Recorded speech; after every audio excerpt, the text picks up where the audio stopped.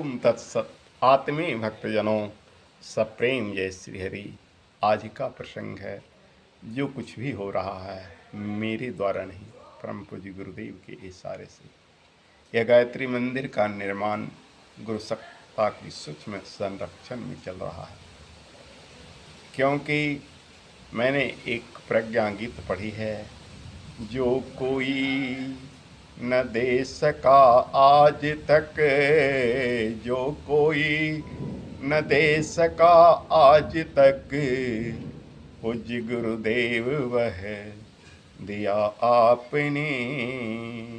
जो कोई न दे सका आज तक, पूज्य गुरुदेव वह दे दिया आपने। प्राण में प्रेरणा भाव संवेदना, प्राण में प्रेरणा भाव संवेदना, बुद्धि का श्रेष्ठ चिंतन दिया आपने। सचमुच मनुष्य जन्म में गुरु का मिलना बहुत बड़ा वरदान होता है। जिसे भी गुरु मिला है उसका जीवन स्वर्गमय बन गया। मैं क्या था और क्या बन गया, ये सब परम पूज्य गुरुदेव और वंदनीय माता जी की कृपा है। उन्हीं की प्रेरणा से एक मंदिर तपोवन में बनकर तैयार हुआ और 2008 में पूर्ण तैयार होने के बाद विश्व 10 में उसकी स्थापना की। और यह मंदिर 18 नवंबर को शिलान्यास किया 1924 में, और 1 मई से बनना प्रारंभ हो गया। पूर्ण होने पर भगवती गायत्री की स्थापना की जाए।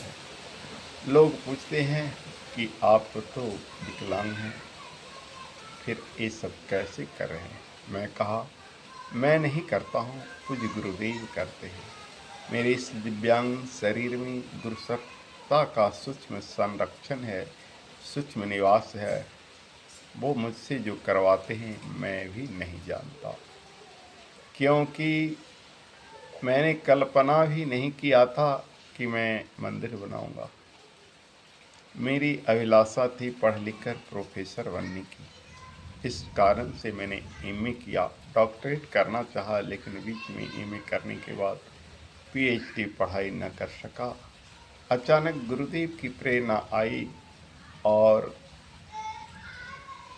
मैं कूद पड़ा मंदिर निर्माण में।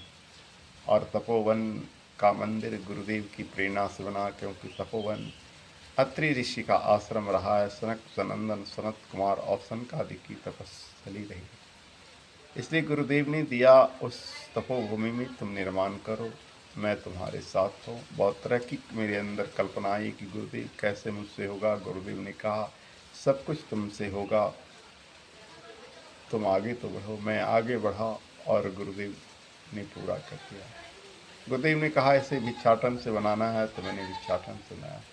इस बार गुरुदेव का निर्देश और स्वर्गीय पिता का निर्देश पैतृक संपत्ति से बनाने की रही।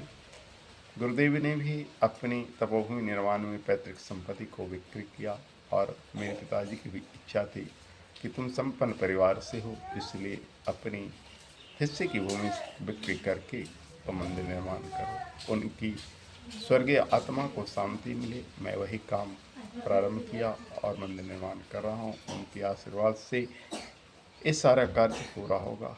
तो ये सब कुछ प्रेरणा उन दिव्यात्माओं की है, जिनकी प्रेरणा से मैं आगे बढ़ रहा हूँ। और जो कुछ भी शरीर मेरा जो है, संचालक कोई और है। ऐसे भी बाबा गोस्वामी तुलसीदास जी ने लिखा है, सब खिल खिले राम गोसाई, नाचे लोग मरकट की नाई। सारी सृष्टि में नियंत्रण करता एक परमात्मा ही है। मनुष्य मरकट यानी बंदर की तरह नाचता है। जहाँ ये भावना आ जाती है कि मैं करता हूँ, अहंकार हो जाती है, वो भावना खत्म हो जाती है। और जीवन में जब किसी को भी कोई अहंकार होता है तो वो समाप्ति हो जाता है। मेरे पास भी कभी कभी अहं की भावना आती है, तो गुरुदेव थपेड़े मारकर, भगवान नारायण विष्णु गायत्री थपेड़े मारकर वो कर अभी 3-4 दिन पूर्व की बात है, मंदिर पूर्णिमा को जाता था और दीप यज्ञ करता था। यहाँ घर में पूजा थी इसलिए दिन भर बीत गए, तो मंदिर शाम को गया और अगले दिन मेरे मन में अहंग की भावनाएं कि देखो मैं तो शाम को ही जाकर अपनी कर्म को संपादित कर दिया, छोड़ा नहीं।